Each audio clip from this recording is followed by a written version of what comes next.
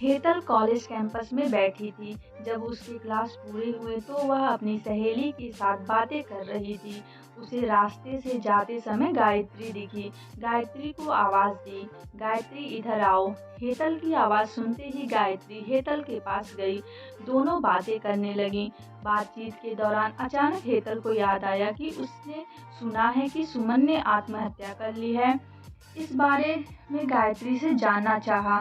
सुमन, हेतल और गायत्री दोनों की यह बचपन की सहेली थी। गायत्री और सुमन दोनों एक दूसरे की पड़ोसी थीं। हेतल दूसरे गांव में रहती थी। भले ही सुमन की 3 बार शादी की गई, लेकिन उसने आत्महत्या क्यों की? ऐसा सवाल हेतल के मन में आया। दरअसल वह अपनी प्यारी सहेली की आत्महत्या से बेहद दुखी थी। सुमन 9वीं कक्षा में थी, तभी उसकी पहली शादी हुई थी। सुमन देखने में बहुत सुंदर थी।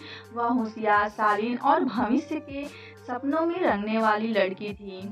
उसने अपने जीवन में कई सपनों को चित्रित किया था, पर घर के लोगों ने उसकी जबरदस्ती शादी करवा दी थी। हेतल के पास इतने सारे सवाल थे कि वह नहीं जानती थी कि गायत्री से कैसे पूछे, लेकिन हर बात की सच्चाई जानना चाहती थी और आखिर में गायत्री से पूछा कि सुमन ने आत्महत्या क्यों की। एक क्षण के लिए गायत्री चुप हो गई। जल्दी से उसके मुंह से शब्द नहीं निकल रहे थे। उसने गहरी सांस ली और बोलना शुरू किया। 3 साल पहले सुमन की शादी अबीर नाम के शख्स से हुई थी। वास्तव में उसकी बहुत अच्छी गृहस्थी चल रही थी। दोनों एक दूसरे से प्यार करने लगे थे। जब भी यह दोनों साथ में बाहर जाते तो सभी कपल इनसे जलते थे। अबीर और उसके परिवार के सभी सदस्य अच्छे स्वभाव के थे। जैसा उसने सपने में जोड़ीदार सोचा था, वैसा ही उसे अपना पार्टनर मिला था। उसके घर की स्थिति मध्यम थी। अबीर एक छोटा सा होटल था। उसमें से उसके सारे खर्चे बांट देने के बाद कुछ पैसे बच जाते थे। घर की हालत बहुत साफ सुथरी थी। एक दिन वह होटल से घर बाइक पर आ रहा था। एक बड़ी कार से उसका बहुत बड़ा एक्सीडेंट हो गया और इसमें उसे काफ़ी चोटें आईं। हादसे के बाद उसे अस्पताल ले जाया गया, लेकिन सिर में गंभीर चोट लगने के कारण इलाज के दौरान उसकी मौत हो गई। सुमन को बहुत दुख हुआ, लेकिन उसके ससुराल वालों को गलतफहमी थी कि अबीर की दुर्घटना सुमन की वजह से हुई। वह अपशगुनी है, ऐसा उनको लगता था। उनमें से कोई भी उसे समझ नहीं पाया। अबीर के जाने के बाद कुछ दिनों के भीतर ही सुमन को घर से निकाल दिया गया। उसे घर से बाहर निकालने के बाद वह मायके गई और कुछ दिन मायके में ही रही, लेकिन आसपास पड़ोसियों में चर्चा हो गई तो उसके माता पिता फिर से उसके लिए रिश्ता ढूंढने लग गए।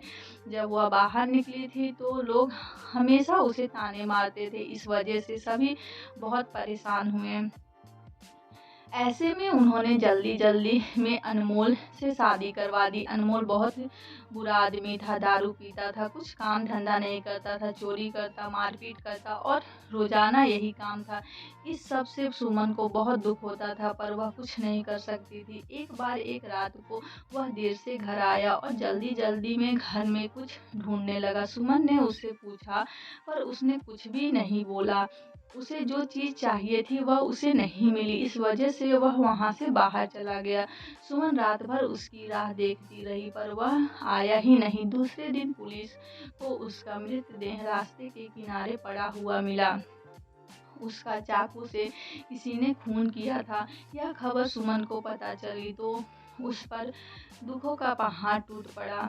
कुछ दिनों तक वह अपनी ससुराल में रही, लेकिन बाद में ससुराल वालों ने उसे प्रताड़ित करना शुरू कर दिया। इस वजह से सुमन वापस मायके आ गई। घर आकर कुछ दिन ऐसे ही बीत गए। हर दिन आ रहा था और जा रहा था, लेकिन सुमन की स्थिति वही थी।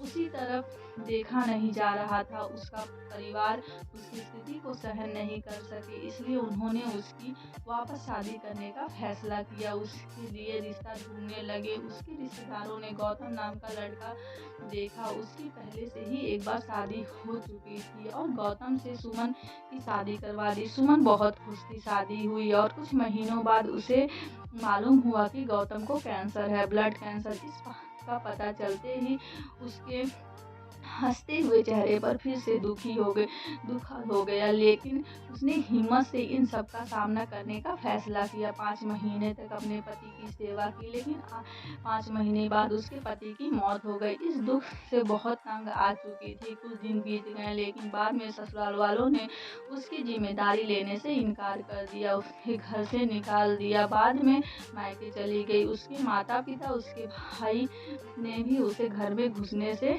मना कर दिया।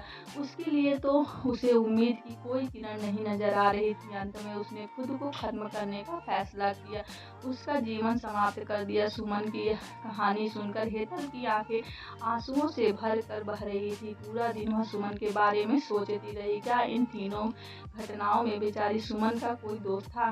क्या उसके माँ बाप को सिर्फ उसकी शादी करके उसे हर बार किसी के पास भेज देना सही था? वो उसे अपने पैरों पर खड़ा करने की कोशिश भी कर सकते थे। सच कहो तो हेतल की जान उसकी बदनसीबी ने नहीं, उसके परिवार की, उसके आसपास के लोगों की छोटी सोच ने ली। वो बेचारी मनहूस नहीं, बदनसीब थी, क्योंकि उसके आसपास ऐसी सोच रखने वाले लोग थे।